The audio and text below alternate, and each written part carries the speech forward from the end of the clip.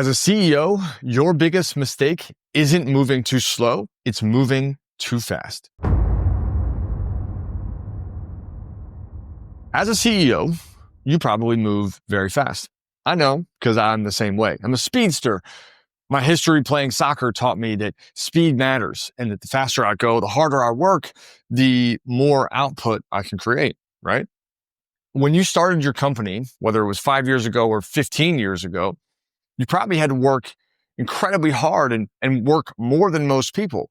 And as you took off and found lift in your organization economically with a team, you probably got hooked on a very important drug. That drug is speed. Speed for most CEOs is their superpower, but I'm willing to bet that it has become your kryptonite. And today I want to walk you through our model called the paradox of speed to help you understand why slowing down is actually going to speed you up. An important factor in all of this. As a CEO, you have a responsibility to make sure that the whole of your business is moving at the same rate, not just you.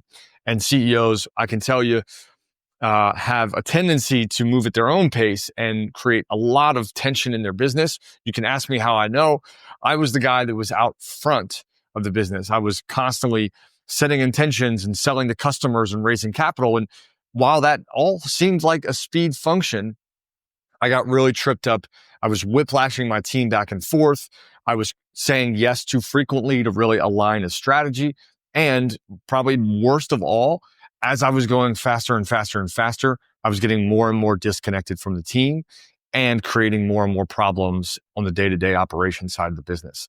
I think speed can be a really good asset, but if you don't know how to leverage it, it can really detrimentally affect your business, and you might already be there. So we're going to talk about this today. Let's outline the paradox of speed first and foremost. Okay, so like many good things in life, this all relies on a bell curve. At the bottom, this axis here, this is our speed, or another way to put that is our volume. The more work you do, the more we go this way.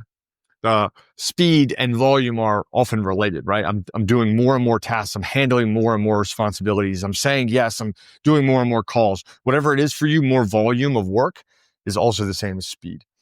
On the y-axis, we have production and productivity, really, right? The value of our output. So here's what happens. When we're starting a business, we begin to climb. We have this pocket here where we are looking at this beautiful up and up. I'm going faster and my production is going up, right? It's a double up.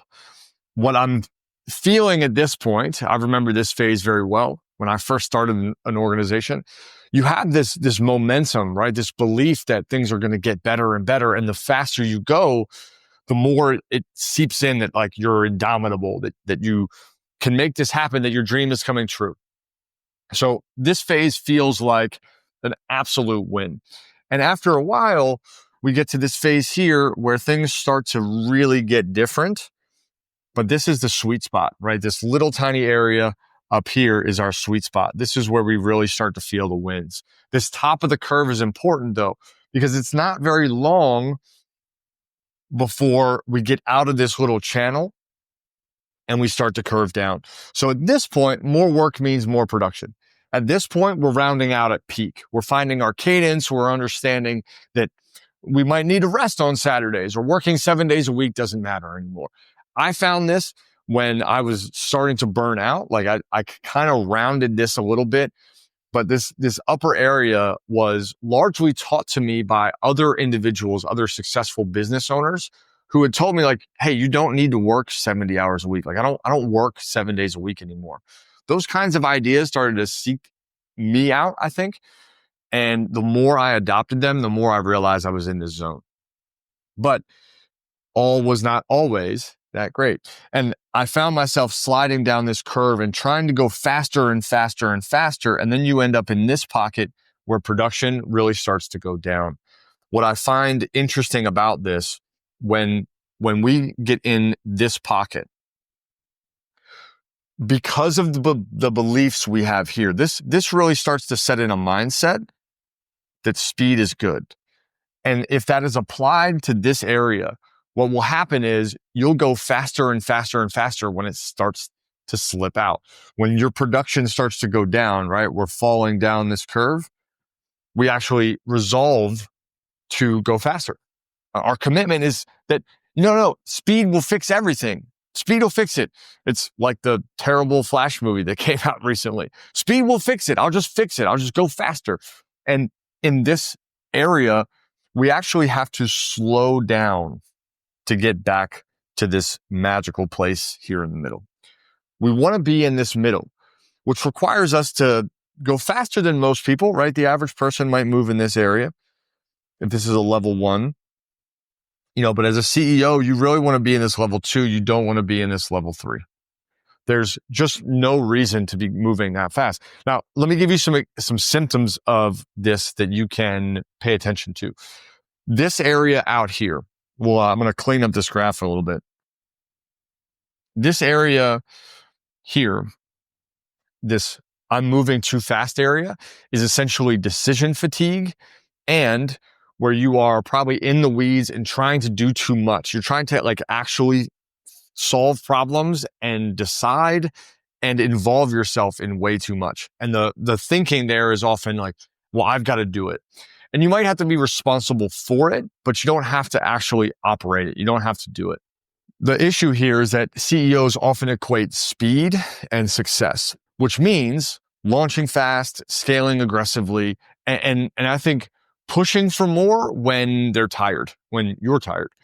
It might be that you need a rest day. It might be that you need to slow down and scale sustainably instead of trying to rush. What happens when you overclock, when you're moving too fast, is it often creates bottlenecks and inefficiencies. And if not those two things, it certainly is unsustainable. You can push for speed for a certain amount of time, right? This little pocket here on the lift, but you can't sustain that speed forever. One of the biggest mistakes that I made in going too fast was also whiplashing teams. So I was making decisions that moved the business and articulated goals in ways that were contradictory. And I just kept moving them back and forth. And eventually my team had to sit me down and say, hey, Aaron, we can't keep up with this week over week change. We're changing targets so fast that by the time we finish catching up to what you wanted, you've already set a new target. Maybe this has been you. If you have A players that are leaving your business, if you have high caliber performers inside of your company and they don't want to be there, or they seem frustrated, or they seem lost, or your team generally has their production going down, it could be that you are moving the target way too many times. Another symptom of operating here as a leader is that you're having to, because you're pushing the team to move at your pace, you're also having to issue rework. You're having to go in and correct. You're having to go in and fix mistakes and really teach and coach more often on mistake repair than on the practicalities and the things that are needed to make the business run. It's a great way to figure out where you are, because in this zone, because you've slowed down a little bit, you don't have the same kind of issues that most have, which is there are better outcomes. There's more sustainability. There's a team pace that everyone is operating at. And I'm not saying that you as a CEO should go slower simply because of your team.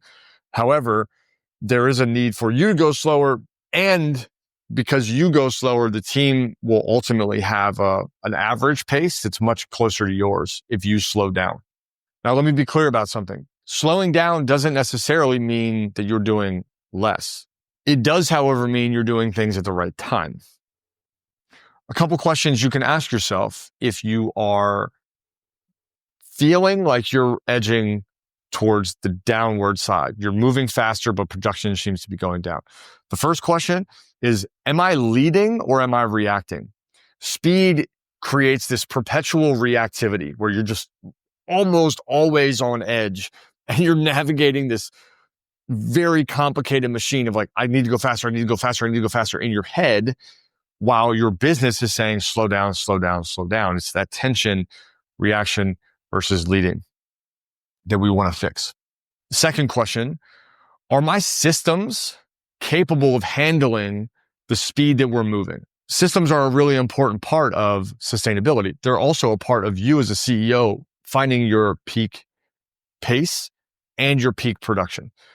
If your systems are not able to keep up, if your team is not able to keep up, and speed keeps creating problems, it probably means that you are the issue and it's time to slow down. Third question, if I doubled production today, would things break? So if you have this massive push of speed, maybe you double your volume, you take on more clients, who knows what it is for you and your business, would things break? It's a great question to ask, because if so, then it's important that you slow down, work on systems, work on teams so that you can then pick up the pace first. Those build outs feel like you're running with a parachute, don't they? Right? Where you're really slowing down to help your team, to build out strategy, to design systems. They can really feel like you're slowing down and you're not moving fast enough, but that's all a narrative in your head. It's really important you find this middle space really, really key. The best CEOs operate in the sweet spot, this pocket here. This sweet spot is the optimal range, where you're operating fast enough to innovate, but slow enough to think. And thinking time is really critical to a CEO. You have got to slow down and be strategic at a certain point. You can't just be reactive and lead from this place of impulse. Some of this will require you to build thinking time into your week. It's part of our calendar system. We have 4 different meeting types. There's a different video on that you can review. 4 different meeting types that have to go on your calendar every week as a leader. One of those is thinking time. You also might need to get better at slowing down by deciphering which ideas are worth implementing and which ideas are just ideas. If you don't have an integrator in place, if you don't have somebody in place to help you make that discerning choice, I would highly recommend that you don't go to your team with a bunch of ideas. You will scatter them 1,000 times. You can ask me how I know. Your team does not know the difference between your orders and your ideas. And it's very important that you can distinguish them by having a conversation with someone internally and not getting your team fractured in 1,000 different directions. I would also recommend that you build dashboards and look for inefficiencies with your team through metrics. Whatever your KPIs are for your business, they can help you spot inefficiencies, especially related to your speed. But you have to know your KPIs and you have to know your directives as an owner, as a CEO, as a leader. I think the hardest lesson that I've learned, largely through many failures as a CEO, is that growth requires understanding the toggles between too fast and too slow, and knowing when to push forward and when to strategize and pull back a little bit. We find that in the dozens of CEOs that we're coaching simultaneously, the trend is to move too fast, be too far in the weeds, be trying to get too much done in a week, and really pulling and forcing your team to get out of their comfort zone, and not in a good way, in the way that stresses and breaks things. It's okay to stress the comfort zone, but once you snap too far, you're really just creating pain and problems in your business. Your leadership spot inside of this bell curve is critical to the rest of the team being able to operate at a high level. Your sweet spot is at the top of the bell curve, not all the way out, meaning that you're going to have to slow down a little bit to find your peak. That might mean less hours. That might mean more delegation. That might even mean that you are not working on weekends. Go figure. It's a crazy idea. But this is a critical part of growing the business.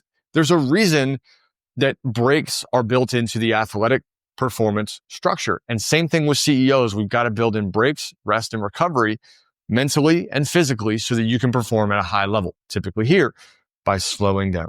The best CEOs in the world that I know of or have coached are very intentional with their pace. They know when to press, they know when to hold.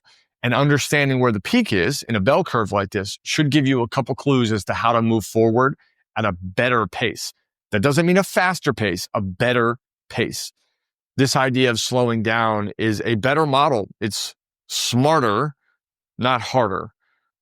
But in order to get good at this, you might need to build a living vision. You might need to build a vision of what it looks like to slow down, what your life becomes, so that you are active in the right ways and you're inactive in the right ways. There's a perfect blend, just like in athletics, where we have recovery sessions and we have really intense trainings. If as a CEO, you don't have both of those modalities in your business, let us help you build a thriving living vision with you, your company, your team, so that you can slow down and get the results you've been aiming for by speeding up inappropriately. We're happy to help. Check out living.vision for more information, or subscribe to the YouTube channel and I'll get you more. See you next time.